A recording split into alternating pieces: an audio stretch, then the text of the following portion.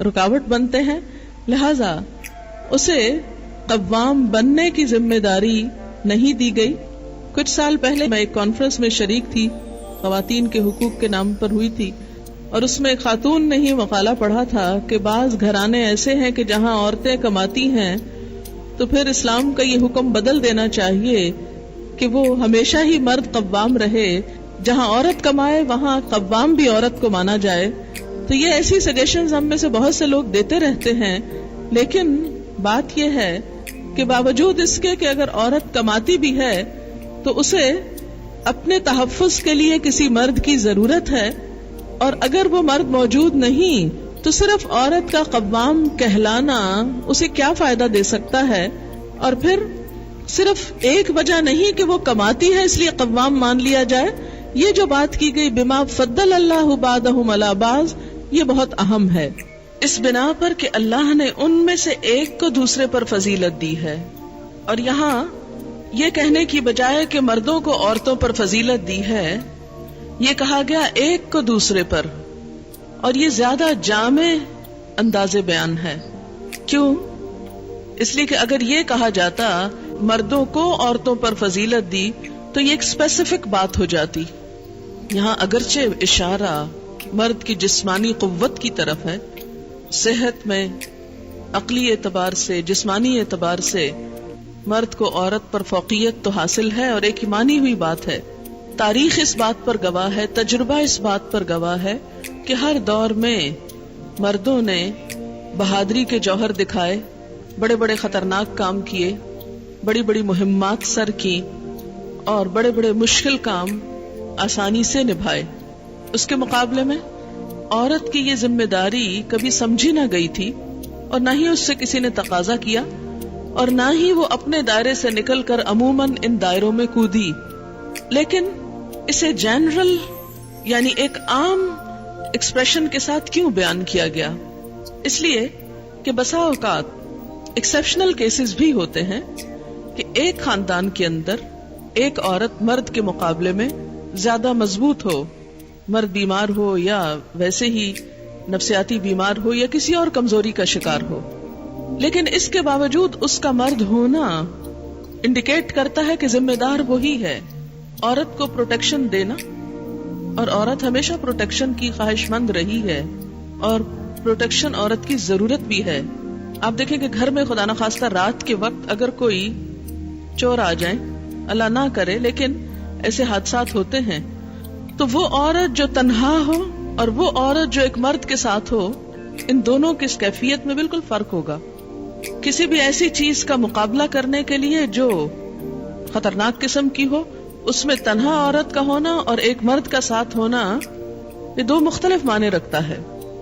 جب بھی کوئی قانون بنایا جاتا ہے تو وہ عمومیت پر مبنی ہوتا ہے، ایکسیپشنل کیسز پر مبنی نہیں ہوتا.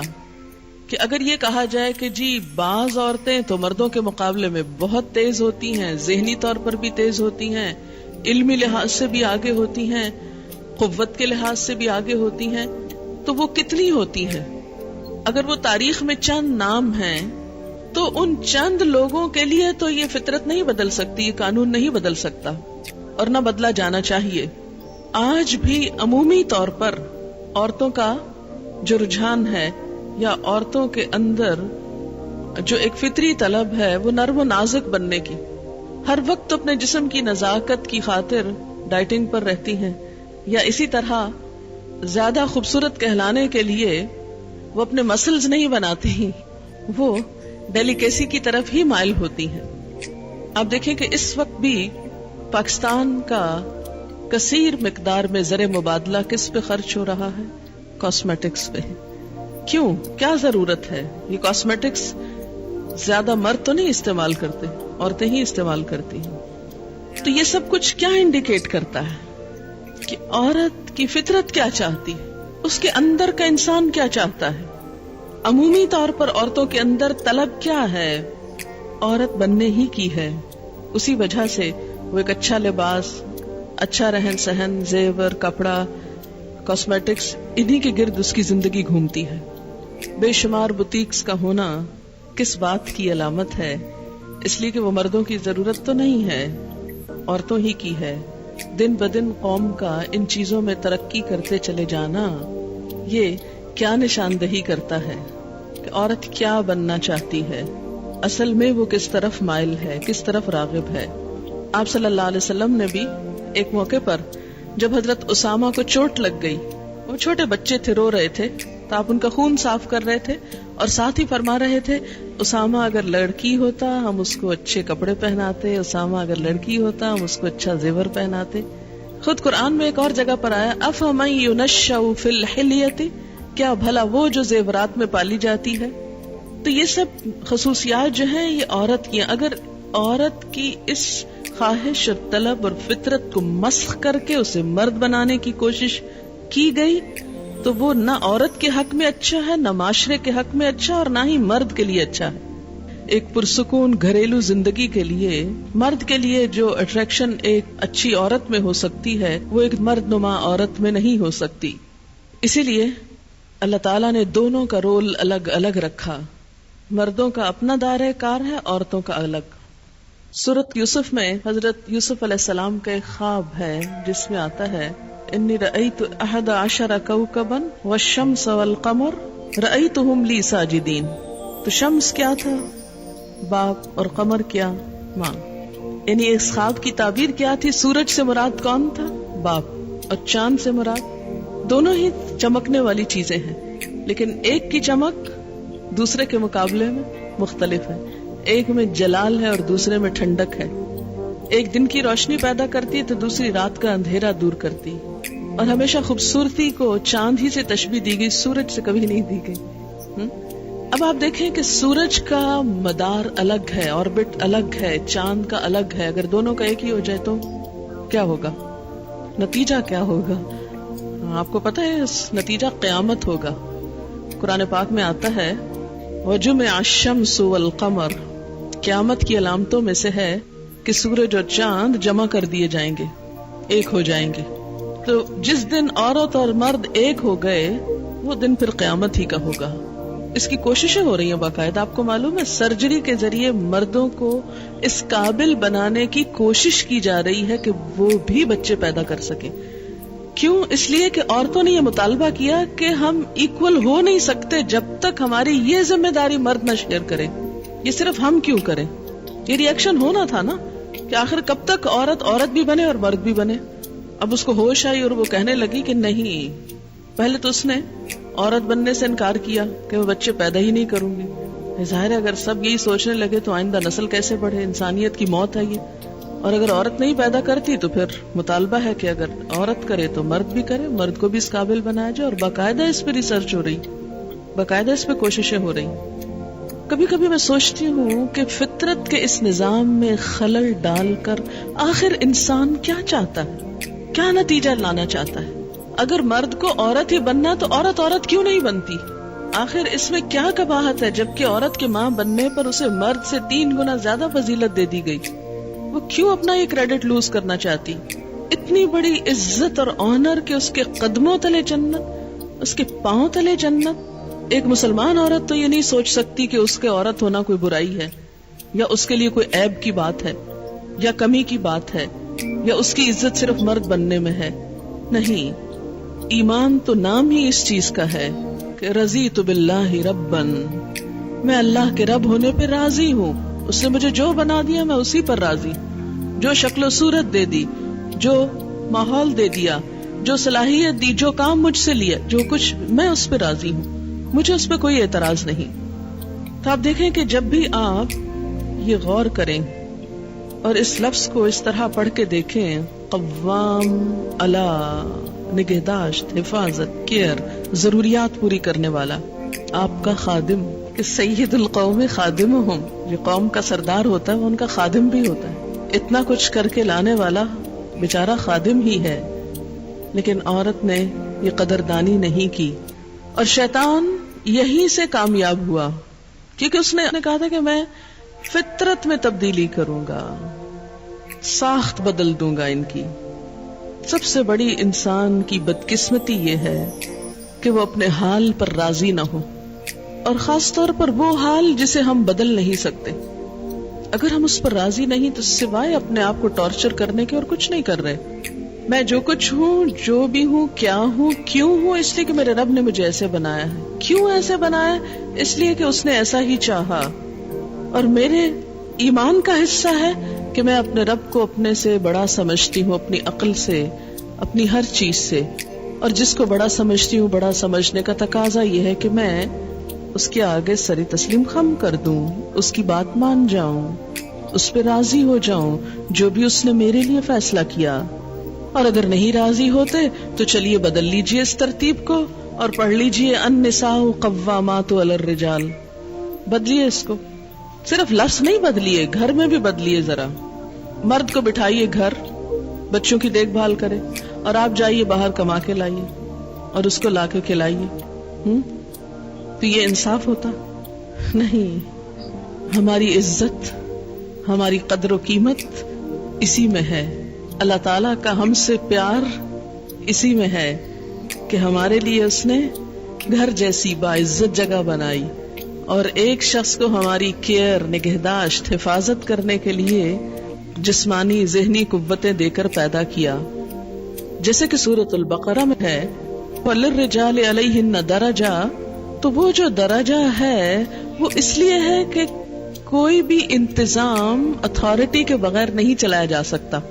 اگر کسی کو کسی چیز کا انتظام دے دیا جائے اور ساتھ اس سے اتھارٹی چھین لی جائے تو کام کیسے چلے گا؟ انتظام کیسے ہو سکتا ہے؟ مثلا اگر کوئی شخص کسی ادارے کا ہیڈ ہے اور اس کے پاس اختیارات نام کو نہیں، کوئی اختیار نہیں، کوئی انیشیٹو لینے کا، کوئی ڈیسیژن لینے کا، کوئی کام کرنے کا، تو آپ دیکھیں کہ وہ کام کیسے کر سکتا ہے؟ کام کر ہی نہیں سکتا. تو اللہ نے جب مرد کو قوام بنایا اور ان کے لیے ایک درجہ رکھا، گھر کی کنگڈم میں انہیں ہیڈ قرار دیا، تو اس کے لیے ضروری تھا کہ ان کے پاس اتھارٹی بھی ہو. اور پھر دوسری بڑی بات یہ کہ وَبِمَا أَنفَقُوا مِنْ أَمْوَالِهِمْ، وہ اپنے مال میں سے خرچ کرتے ہیں. تو جو مال خرچ کر رہا ہے اس کا حق ہے کہ پھر گھر اس کی مرضی کے مطابق بھی ہو.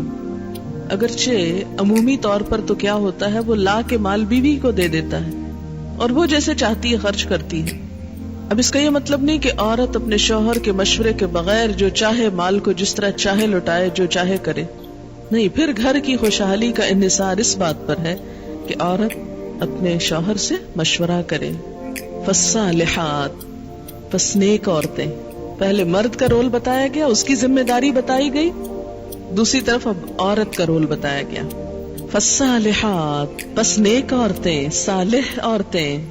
ان کی سب سے بڑی خوبی کیا ہے؟ ایک نیک عورت کی سب سے بڑی خوبی قانتات، اطاعت گزار ہیں، بات مانتی ہیں. قنوت کا ترجمہ دو چیزیں ہوتی ہیں، ایک عاجزی اور ایک دوام. عاجزی کے ساتھ اطاعت اور مسلسل اطاعت. یہ نہیں کہ جب کوئی مرضی ہو، مقصد ہو، کوئی ضرورت ہو تو خوشامد کر لی اور اس کے بعد تو کون اور میں کون. نہیں. فالصالحات قانتات، نیک عورتیں شوہروں کی تابعدار ہوتی ہیں، اطاعت گزار ہوتی ہیں، فرما بردار ہوتی ہیں. اس کی وضاحت نبی صلی اللہ علیہ وسلم کی ایک حدیث بہت اچھی طرح کرتی ہے. ابن ماجہ کی روایت ہے، آپ صلی اللہ علیہ وسلم نے نیک بیوی کی خوبیاں بیان کرتے ہوئے فرمایا، مومن کے لیے خوف خدا کے بعد سب سے زیادہ مفید اور باعث خیر نعمت نیک بیوی ہے. جب وہ اس سے کسی کام کو کہے تو خوشی سے کر دے، جب وہ اس پر نگاہ ڈالے تو اس کو خوش کر دے. میری بیوی کا حال حلیہ بھی ایسا ہونا چاہیے کہ جو شوہر کو خوش کرے، نہ کہ گھر میں میلی کچیلی اور ساری زیب و زینت بازار کے لیے. اور جب وہ اس کے بھروسے پر قسم کھا بیٹھے تو وہ اس کی قسم پوری کر دے. جب وہ کہیں چلا جائے تو وہ اس کے پیچھے اپنی عزت و آبرو کی حفاظت کرے، اور شوہر کے مال اور اسباب کی نگرانی میں شوہر کی خیرخواہ اور وفادار رہے. تو یہ ہیں ایک اچھی بیوی کی خصوصیات جو نبی صلی اللہ علیہ وسلم نے فرمائی، جو اس آیت کی بہترین وضاحت کرتی ہیں. نمبر 1 اطاعت، اور اطاعت میں کیا کہ کوئی کام کہے تو خوشی سے کرے. اور نمبر 2 اگر وہ بیوی کے بھروسے پہ قسم کھا بیٹھے تو اس کی قسم پوری کر دے. اور اس اطاعت میں صرف یہ اطاعت ہی نہیں آتی کہ وہ کہے کھانا لا دو تو لا کے رکھ دے، اور وہ کہے کہ بازار چلو تو ساتھ چل دے. اس اطاعت میں شوہر کی جسمانی ضرورت پوری کرنے کی اطاعت بھی شامل ہے، جسے بعض اوقات بہت سی پڑھی لکھی خواتین اپنے حق میں ایک ظلم سمجھنے لگتی. ایک دفعہ کہیں میری ملاقات ایک خاتون سے ہوئی، کیمبرج یونیورسٹی سے انہوں نے لاء میں ایم فل کیا تھا. تو مجھ سے کہنے لگی کہ میرا ایک مسئلہ ہے. میں نے کہا بتائیے. کہنے لگی کہ میرا شوہر مجھے ریپ کرتا ہے میری مرضی کے بغیر. میں نے کہا قانون پڑھ کے قانونی ٹرمز ہی گھر میں بھی استعمال ہوں گی. شوہر اور ریپ، میرا تو سر چکرا گیا. یہ بات بہت ڈھکی چھپی ہے، لیکن چونکہ دین کا ایک حصہ ہے اس لیے بتانا ضروری ہے. بہت سے گھرانوں میں خرابیاں اور بہت سے گھرانوں میں لڑائیاں اور بدمزاجیوں کی جو روٹ کاز ہے وہ یہاں سے شروع ہوتی ہے، جسے کوئی نہیں کھولتا. نہ کوئی ماں بتاتی ہے، نہ کوئی استاد بتاتا ہے، نہ کوئی اور اچھا مشورہ دیتا ہے کہ اس معاملے میں اللہ نے شوہر کو حق دیا ہے اور عورت پر لازم کیا ہے کہ وہ شوہر کی اطاعت کرے. لیکن جب عورت کا ایک موڈ ہی صرف ریزسٹ کرنے کا بن جائے اور شوہر کو صرف یہ انڈرسٹینڈنگ ہو کہ اس نے تو میری بات ماننی ہی نہیں، تو یہ چیز بہت سی تلخیوں کو جنم دیتی ہے.